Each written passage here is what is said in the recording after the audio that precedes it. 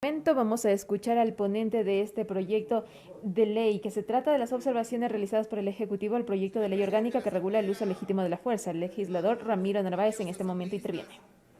Yo quiero comentarles de que el tema a tratar en este día no es un tema menor y les pido su atención, ya que vamos a votar sobre artículos que determinan la vida o la muerte de ciudadanos ecuatorianos, que determinan el buen actuar o el mal actuar de nuestros agentes de seguridad, como nuestra Policía Nacional, como nuestras Fuerzas Armadas, los agentes penitenciarios.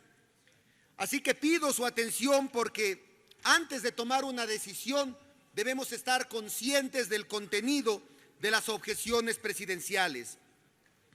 La ley orgánica que regula el uso legítimo de la fuerza fue un trabajo que se llevó a cabo con absoluta responsabilidad por todos los integrantes de la comisión y primó, y les puedo asegurar y dar fe, primó el análisis técnico, teórico, metodológico y no político.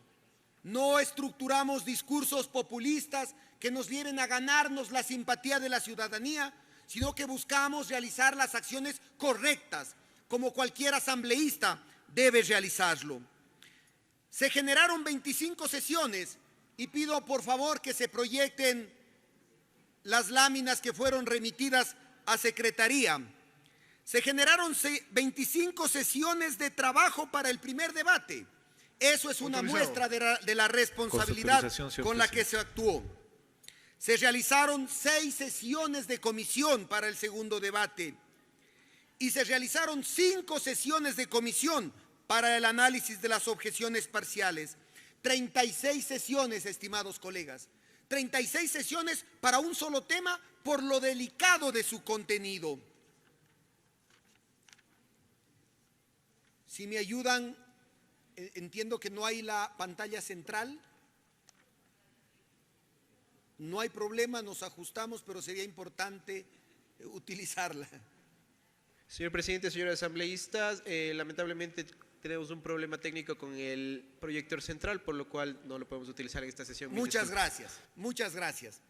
Estimados colegas, les decía que actuamos con tanta responsabilidad que hemos dedicado 5 sesiones para el tratamiento de las objeciones.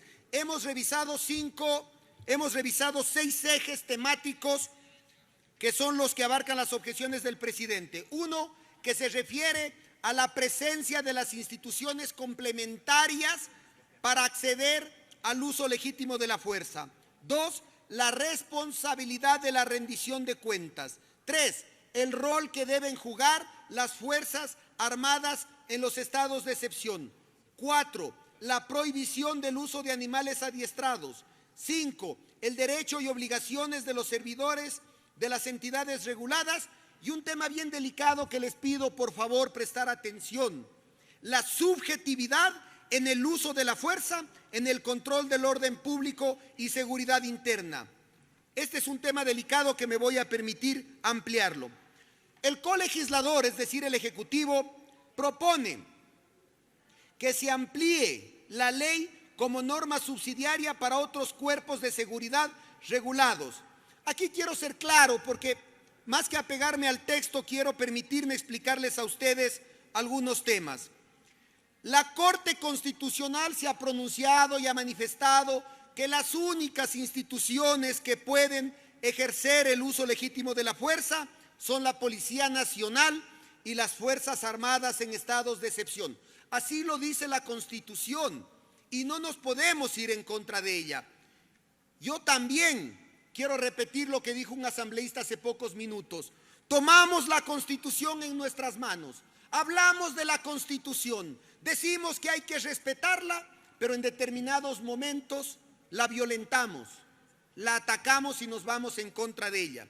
Si la sentencia de la Corte manifiesta que son únicamente estas 2 instituciones las que pueden hacer uso legítimo de la fuerza, el votar por una propuesta contraria generaría una inconstitucionalidad en esta ley y la pone en riesgo, porque cualquier ciudadano, cualquier asambleísta, cualquier organización puede iniciar un proceso de inconstitucionalidad. ¿Eso queremos? Queremos como asambleístas, que somos quienes generamos las leyes, aprobar una inconstitucionalidad? Y mi discurso o mi intervención va específicamente para los colegas independientes y para los colegas del Partido Social Cristiano. ¿Vamos a violentar la Constitución, estimados colegas? Hay también normas internacionales que clarifican quiénes hacen uso legítimo de la fuerza y se excluyen a las instituciones complementarias. Todos queremos que haya más personas, más instituciones enfrentando la delincuencia. Lo que hay que hacer es fortalecerle a nuestra policía, darles los presupuestos, darles el entrenamiento para que estén presentes en todo el territorio ecuatoriano cumpliendo su trabajo. Segundo elemento, estimados colegas, el colegislador, el presidente de la República, envía un texto en donde se elimina y se debilita el principio de rendición de cuentas. Pero por favor, estimados colegas, ¿acaso la rendición de cuentas no es una obligación de todo funcionario público? ¿Cuál es el temor o cuál es la necesidad de debilitar la rendición de cuentas cuando nuestros agentes de seguridad actúen contra la delincuencia? Esto también se contrapone a los acuerdos con la Corte de los Derechos Humanos. Nosotros debemos garantizar que en la creación y el tratamiento de nuestras leyes se respete la Constitución, se respete también las sentencias de la Corte Constitucional y se respeten los estándares internacionales. Vamos a apoyar reformas que se vayan en contra de estos tres elementos. Yo tengo mucho respeto por los asambleístas y he valorado sus intervenciones y he valorado cuando han levantado en su mano las leyes y la Constitución diciendo que tienen que ser respetadas. Si nosotros nos allanamos a lo que plantea el presidente de la República y un asambleísta nuevamente coja la Constitución y pida respeto, ¿cómo vamos a volver a confiar en él? Hay que respetar los estándares internacionales y por lo tanto nosotros nos ratificamos en que se debe generar un proceso de rendición de cuentas. ¿Cuál es el temor? ¿Cuál es el problema? Otra de las objeciones que ha enviado el presidente, y esta es bastante delicada, propone la actuación de las Fuerzas Armadas para el mantenimiento del orden público, la seguridad ciudadana y crisis o graves alteraciones del orden en centros de privación de apoyo a la libertad, que debe ser de apoyo en lugar de complementaria. La Constitución, estimados colegas, es clara. Las Fuerzas Armadas no controlan el orden público y realizan un rol complementario únicamente en estados de excepción. Suena muy bonito y muy populista el decir que si estamos en tiempos de paz, nuestras Fuerzas Armadas salgan a combatir a la delincuencia. Claro que es un discurso hermoso para venderle humo a la ciudadanía. Hemos en esta ley dado mayores facultades a nuestras Fuerzas Armadas y las hemos fortalecido. Hoy día con esta ley pueden estar en todo el territorio ecuatoriano los 365 días del año realizando sus funciones, como lo es el control de armas. Si controlamos las armas, la violencia y la delincuencia se reduciría significativamente, estimados colegas independientes y estimados colegas del Partido Social Cristiano. También les hemos dado la facultad del uso legítimo de la fuerza para que custodien nuestras fronteras, por donde entran las drogas y por donde entran las armas. Si cumplen ese rol, si les fortalecemos para que cumplan con esa tarea, la delincuencia disminuirá significativamente. Pero darles una facultad para el control del orden público, esto es severamente cuestionado por los organismos internacionales, porque la historia ha demostrado las violaciones que se pueden generar en ese contexto. Un soldado no es igual que un policía. Un soldado defiende nuestro territorio y nuestra soberanía. Y decir que la delincuencia ahora es transnacional y que por eso los soldados tienen que combatir a un delincuente es un grave error. El soldado es soldado, el policía es policía. Lo que debemos es tener más policías en el país, cubrir ese déficit de 20,000 policías que hay en el Ecuador. Pero es un riesgo darles esta facultad a las Fuerzas Armadas. Y aquí yo soy frontal, como aquellos que han trabajado conmigo lo saben.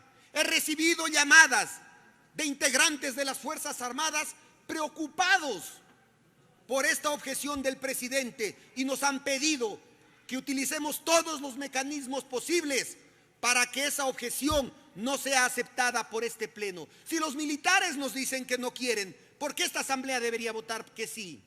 Estuvo aquí el representante de los municipios y el presidente de los municipios nos ha dicho: asamblea, por favor, no voten para que los policías municipales tengan uso legítimo de la fuerza, porque eso es extremadamente delicado. No tenemos las capacidades, no tenemos la dotación, no tenemos el entrenamiento, no son nuestras funciones. Si el presidente de los alcaldes nos dice que no votemos por eso, ¿por qué esta asamblea debería hacerlo? Cuando he recibido las llamadas de los policías y nos han agradecido porque hay una ley que los protege y están contentos con el trabajo que ha realizado la comisión, ¿por qué esta asamblea debería votar contrario a lo que los policías y no determinados altos mandos nos dicen? Uno de los generales que se presentó el día de hoy manifestó que un policía sufrió agresiones el día de ayer y que nosotros deberíamos tomar en cuenta que ese policía tiene familia y que tiene hijos. Y les pido atención, estimados asambleístas, en este punto. En la ley que nosotros hemos propuesto, establecimos que los policías tengan un seguro de vida, porque si pierden su vida combatiendo a un delincuente, por lo menos su familia debería quedar protegida en el aspecto económico. Y en esa objeción del presidente se está eliminando el seguro de vida. ¿Acaso esta asamblea va a votar para que los policías queden desprotegidos cuando pierdan su vida enfrentando a la delincuencia? Eso dice la objeción del presidente. ¿Las tropas estarán de acuerdo con esto? ¿Los policías que salen a combatir la delincuencia estarán de acuerdo con esa objeción? Ese seguro de vida podría dar tranquilidad a sus familias cuando en cumplimiento de sus funciones dan su vida por nuestra seguridad. Eso es pensar en las familias y en los hijos de nuestros policías. También, estimados colegas, hay un tema muy fundamental y aquí hay una percepción equivocada de algunos sectores. Los caballos y los perros, los caninos y equinos pueden ser utilizados en todos los espacios por la Policía Nacional. Esta comisión, entendiendo esa necesidad de este apoyo que debe tener la policía con estos animales, no ha prohibido en ningún momento que estén presentes para combatir a la delincuencia, para controlar el orden público a la salida de los estadios, de los coliseos, para neutralizar actos de violencia que se presentan en las calles. Ahí no se ha prohibido. En el único punto que se prohíbe en esta ley el uso de animales es para que no sea utilizada la fuerza en contra de los manifestantes, en contra de aquellos que están llevando adelante una protesta social pacífica, porque hemos sido testigos de que el entrenamiento no es suficiente, porque en un momento de estrés los animales actúan de manera diferente. Aquí nosotros en la comisión vimos videos de cómo los animales, de cómo los perros atacaban a los periodistas y les despojaban de sus vestimentas. Hemos visto cómo los caballos eran utilizados para embestir a los protestantes. Y la única prohibición es exclusivamente para la protesta social. En los demás contextos, la policía puede hacer uso de los animales. Por favor, ¿qué respuesta les vamos a dar a los sectores animalistas? ¿Qué respuesta les vamos a dar cuando ni siquiera en ese contexto de violencia queremos proteger a estos animales indefensos que también tienen derechos? Eso se pretende con la objeción del presidente. Y también se va contra la Constitución, porque en la Constitución se establece protección de estos animales.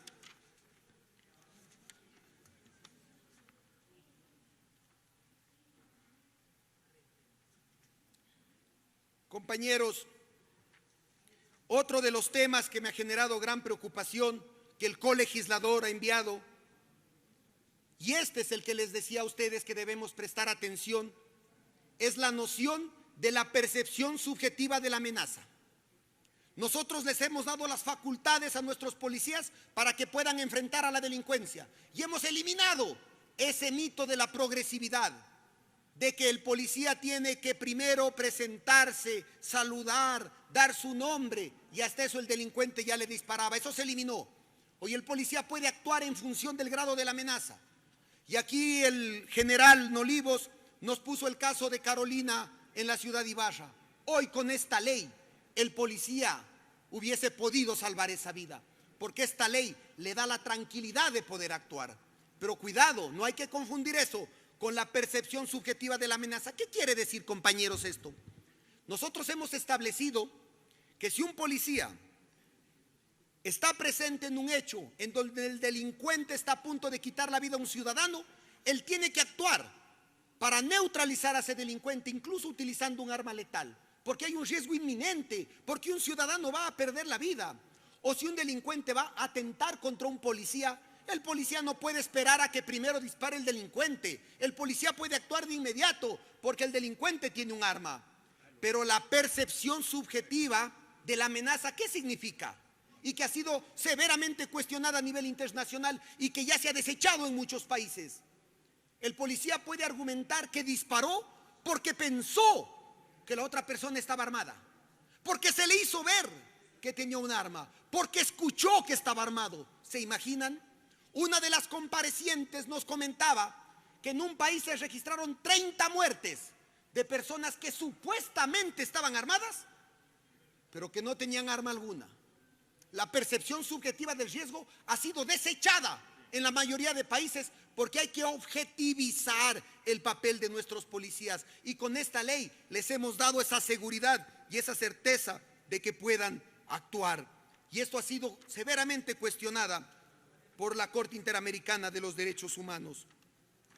Para ir llegando a la etapa final,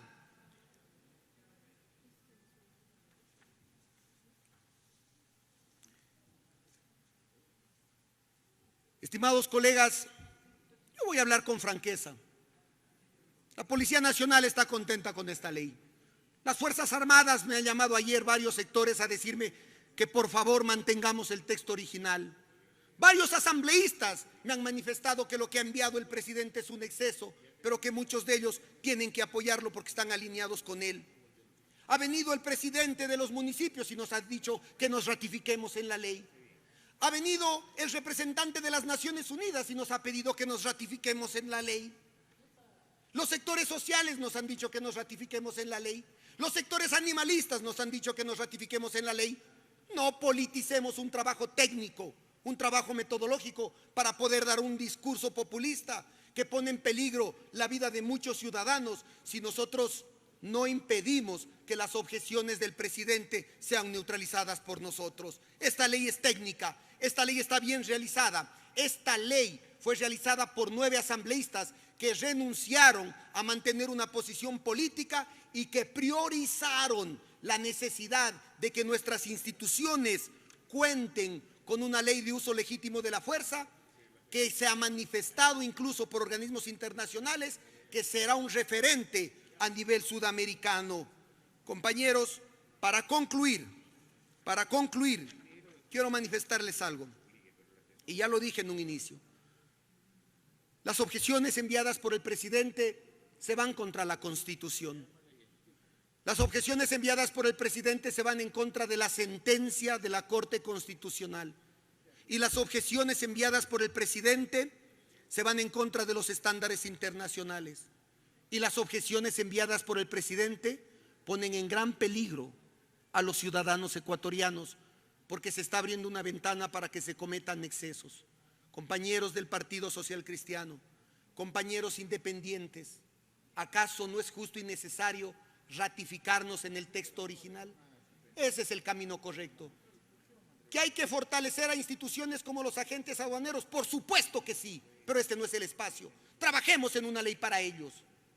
Pero darles uso legítimo de la fuerza a los bomberos, que cumplen un rol diferente y que lo que hacen es salvar vidas, darles uso legítimo de la fuerza a los policías municipales, cuando su rol es el de cuidar el espacio público. No nos confundamos, compañeros. Es por eso, señor presidente, que me he permitido enviar una moción a Secretaría para que en este seno de la Asamblea esta comisión se ratifique en 20 de las objeciones que ha presentado el presidente, que nos ratifiquemos en los textos originales de las 20 objeciones enviadas por el presidente y que nos allanemos en una de ellas. La moción respectiva, señor presidente, ha sido enviada en donde se establece la forma de votación y el mecanismo de votación para ratificarnos en el texto original que con 104 votos esta Asamblea se pronunció y que le dio una respuesta al país para que nuestras instituciones tengan mayores garantías para combatir al crimen. Muchas gracias, señor presidente. Muchas gracias, colegas asambleístas.